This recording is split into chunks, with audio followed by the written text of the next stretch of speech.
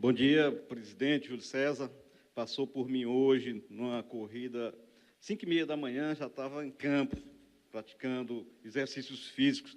Bom dia a todos os telespectadores, companheiros e companheiras deputados aqui presentes. Eu trago um assunto hoje, presidente, que é de grande importância para a região do Cariri e que é objeto de uma matéria da revista CAGES. Essa é uma revista que é publicada, acho que bimestralmente, pela CAGES, que sempre traz temas que são bem relevantes.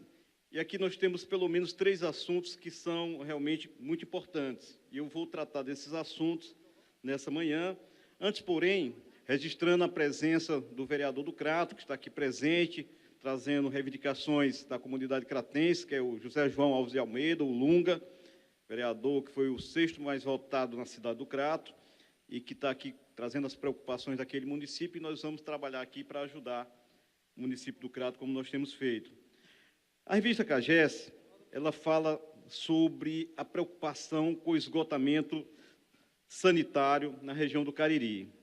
E o saneamento básico, que é muito mais abrangente do que a questão do esgotamento sanitário, ela é uma preocupação que ela é fundamental na defesa da saúde de qualquer comunidade, de qualquer população.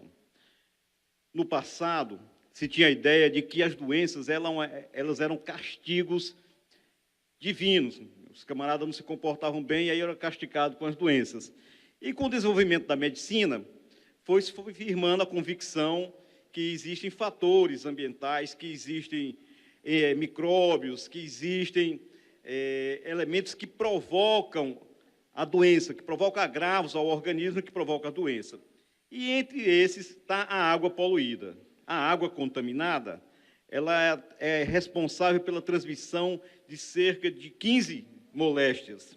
E foi preciso que ocorresse lá na Europa uma grande epidemia de cólera, que matou milhares de pessoas, para que as autoridades tivessem a noção de que a questão da água se acumulando das ruas, ela era a responsável pela transmissão de muitas doenças e pela contaminação da água também que ia ser consumida.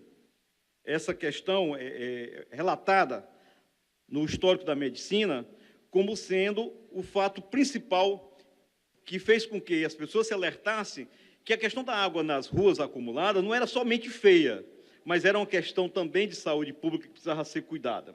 E aí se passou a fazer um tratamento correto, ter um cuidado mais atencioso com a água utilizada e servida, com os dejetos que eram descartados de qualquer forma, e com cuidado para que a água que era utilizada ela não se misturasse com a água que ia ser consumida.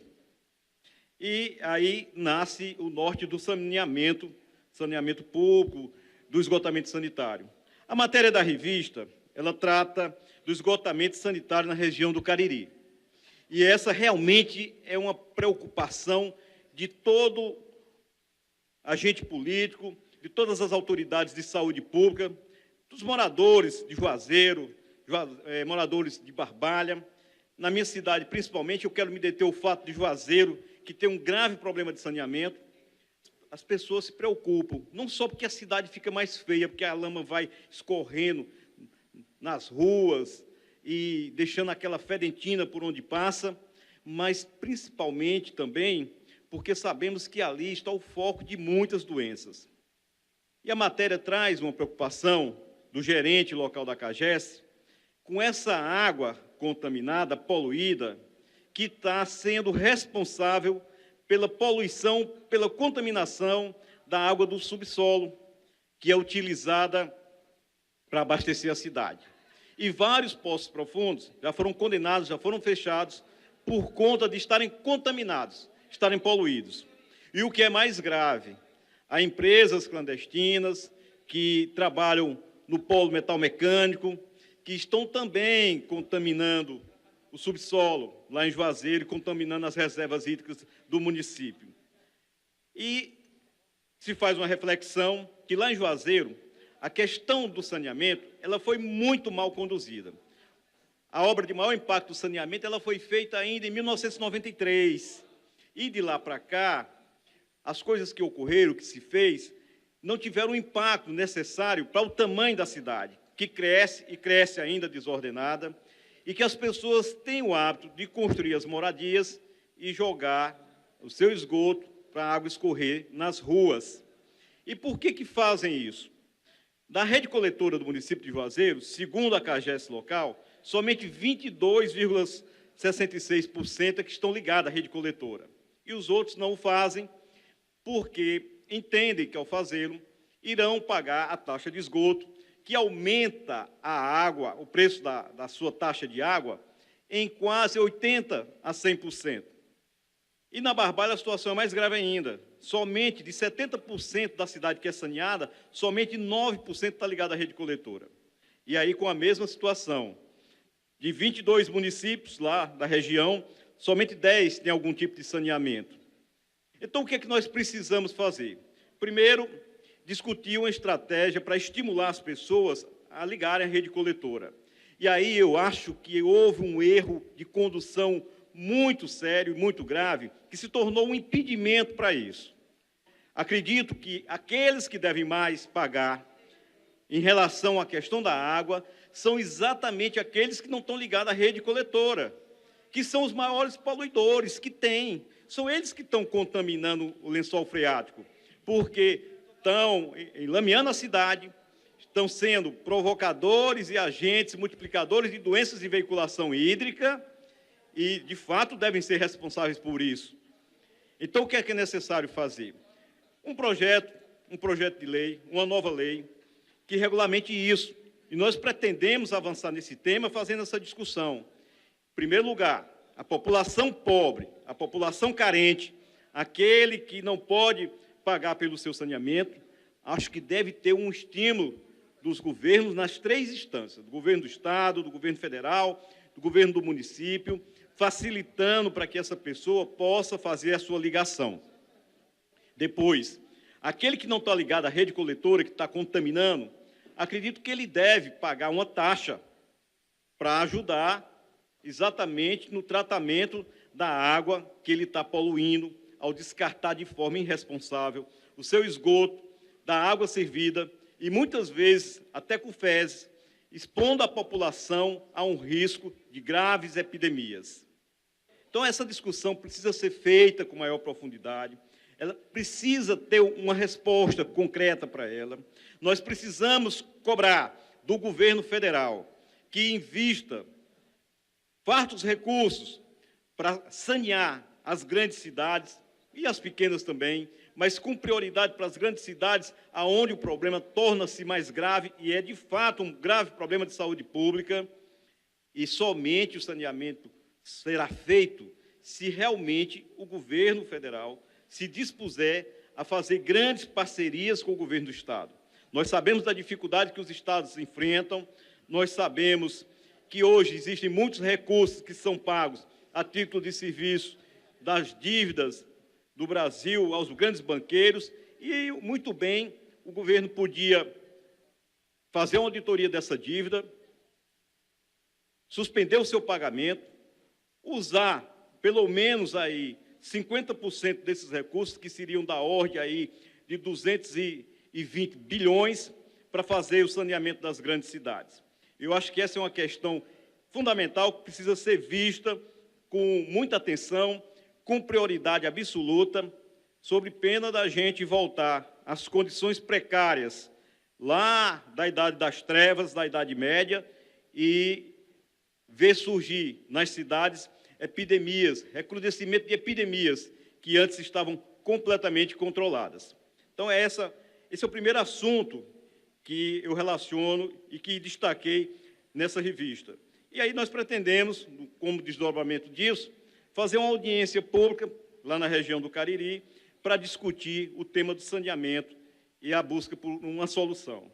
Uma outra questão que me chamou a atenção aqui foi a entrevista, e eu quero parabenizar pelo posicionamento do nosso secretário da cidade, o Gesualdo Farias. E nessa entrevista, que eles colocam com muita clareza, com muita firmeza, destacando o papel do educador num trabalho de administração pública e a grande responsabilidade, e ela se reflete exatamente numa posição que ele toma contra a privatização da CAGES. De forma muito clara, existe um movimento de pessoas, e eu quero fazer um alerta sobre isso, e já me posicionar de forma muito clara e firme contra qualquer ideia e qualquer tentativa de querer privatizar a CAGES, de que essa seria a ação necessária para modernizar esse serviço, para ter mais recursos, para investir mais, explorar outras alternativas de fornecimento e abastecimento d'água. E a gente sabe que esse é um caminho extremamente perigoso nesse assunto, porque uma privatização desse setor, ela vai restringir o acesso dos mais pobres, dos mais carentes, a esse serviço fundamental. E o deputado, quando for secretário possível. das cidades, Deputado Santana, quando for possível. o secretário das cidades, ele se coloca claramente contra a privatização e defende a modernização dos serviços e a oferta dos serviços da CAGES exatamente com mais investimento. Investimento por parte do governo, dos governos, governo federal, parceria com o governo do Estado e também até parceria com a iniciativa privada, mas sempre sob o controle do Estado, que essa é uma área que é vital, é de grande importância na prestação, entre todos os serviços públicos, talvez como parte agregada importante da questão, em termos de importância, com a saúde pública. Então, essa posição foi muito clara. Eu quero parabenizar nosso secretário, Jesualdo Farias, secretário das cidades, por essa postura firme e clara e pelo trabalho que vem fazendo à frente da Secretaria das Cidades, onde grandes projetos estão sendo realizados e retomados, projetos que estavam, inclusive, paralisados há muito tempo. E, por fim, deputado Carlos Felipe, antes de passar para a sua parte, eu quero fazer uma publicidade aqui para a CAGES e de uma nota que tem lá na última página, que achei interessante também. Algumas pessoas terminaram acumulando dívidas com a CAGES. E a CAGES está fazendo uma espécie de renegociação das dívidas, até que as dívidas estão vencidas até o dia 30 de setembro de 2016, que a pessoa pode ir lá, fazer um parcelamento, dar uma entrada, no valor da entrada que a pessoa dá, ela recebe um bônus, um abatimento. Por exemplo, coloco um exemplo aqui, você dá uma entrada para pagar uma dívida parcelada aí em 10 vezes, sem juros. Se você dá uma parcela de R$100, aquilo ali equivale a 200, porque tem 100% em cima disso aí, como sendo uma espécie de bônus. Então, é procurar a CAGES, quem está com dívida lá, para ver isso. Depois da parte do deputado Carlos Felipe, eu vou falar também sobre um refis que o governo do Estado está fazendo a respeito da questão das multas de trânsito. Deputado Carlos Felipe, sua parte, por favor. Deputado Santana, eu queria lhe parabenizar sobre a abordagem da questão da CAGES. Primeiro, eu queria fazer uma referência a essa grande instituição cearense, o esforço imenso que a CAGES tem feito para, numa situação de 5 anos seguidos de seca, está procurando oferecer ao Estado do Ceará, é claro que em alguns pontos com dificuldades, mas serviços no limite da sua potencialidade. Eu que sou testemunho do serviço da CAGES em várias regiões, inclusive da minha região, Sertões de Crateús, mais propriamente cidade de Crateús, nós podemos ver o esforço de trazer água de 156 quilômetros e oferecer para Nova Russas, para Crateús, para Ipu. E isso tem sido ocorrido em todo o estado do Ceará. É o caso de Canindé, várias cidades do Ceará que estão chegando com a água de locais distantes, aduzidos de açudes que ainda têm água, e com um grande esforço para reduzir as perdas. Mas eu queria, Santana, que você observasse um comentário feito aqui, recentemente, por um jornal internacional, em que ele fala justamente sobre privatizações. Enquanto iniciativas para privatizar no Brasil, no Rio, outras 265 cidades reestatizam. Ou seja, um estudo indica que o esforço para fazer exatamente o inverso. O que foi estatizado privatizado, está sendo remunicipalizado, ou seja, reestatizado. No ano 2000 para cá, de acordo com o estudo, se conhecem apenas 3 casos com privatização e 267 de remunicipalização. Ou seja, o movimento é ao contrário. Aquela história de dizer que a iniciativa privada vai resolver o problema, isso não ocorreu na Europa. Foi o contrário. A qualidade de serviço piorou, o custo de serviço aumentou e quem pagou foi o servidor. Então, eu queria dizer aqui para os funcionários da CAGES que o meu voto aqui será sempre uma CAGES fortalecida, estatal e melhor gerida, cada vez mais. Deputado Santana, mais 3 minutos aí. E, ao mesmo tempo, para manifestar aqui o meu apreço, o meu respeito a todos os funcionários da CAGES. Concordo inteiramente, deputado Carlos Felipe. E isso não impede que se possa fazer algum tipo de parceria, mas sempre com a empresa estatal, ela sendo majoritária nesse serviço. Em algumas questões. Em outras, eu sou radicalmente contra a questão da iniciativa privada se meter, inclusive, principalmente na saúde. Deputado, e só para lhe abrilhantar mais, vou dar só exemplo de algumas cidades: Berlim, Paris, Budapeste, Buenos Aires. Onde tem um serviço exemplar. Então, fica aqui a nossa manifestação. E, deputado Carlos Felipe, quero que Vossa Excelência seja parceiro quando nós formos fazer a audiência pública para discutir esse tema, que acho que é extremamente relevante.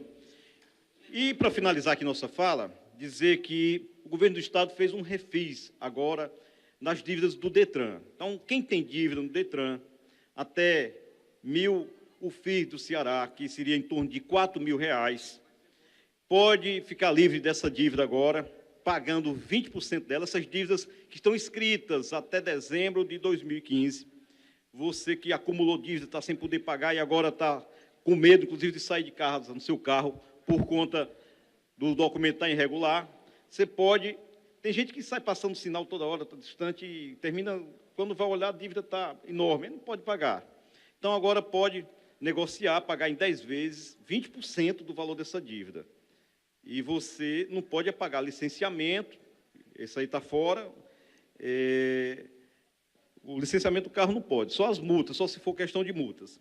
E você tem até o mês de dezembro para resolver isso, desse ano, e pode, inclusive, tirar esse parcelamento pela internet. Então, num momento de crise, num momento de dificuldade, que as pessoas precisam do seu veículo, está se transportando, e se tiver irregular, vai sair acumulando mais ainda as penalidades. Então, essa é uma iniciativa que é realmente importante, iniciativa do governador Camilo Santana. E, por fim, eu ia falar aqui sobre a questão da Aedes aegypti, da questão da epidemia, mas eu vi hoje de manhã, na minha rua mesmo, estava passando o carro fumacê. Eu acho que é uma iniciativa importante, acho que a Secretaria de Saúde deve concentrar nas áreas onde tem confirmados casos de chikungunya, de dengue e de zika vírus, deve concentrar as ações de pulverização, inclusive com a bomba costal. Essa é a forma mais rápida de interromper a cadeia de transmissão desse vírus circulante, matando o inseto. Esse tratamento ele é feito de forma contínua, com tratamento focal, mas...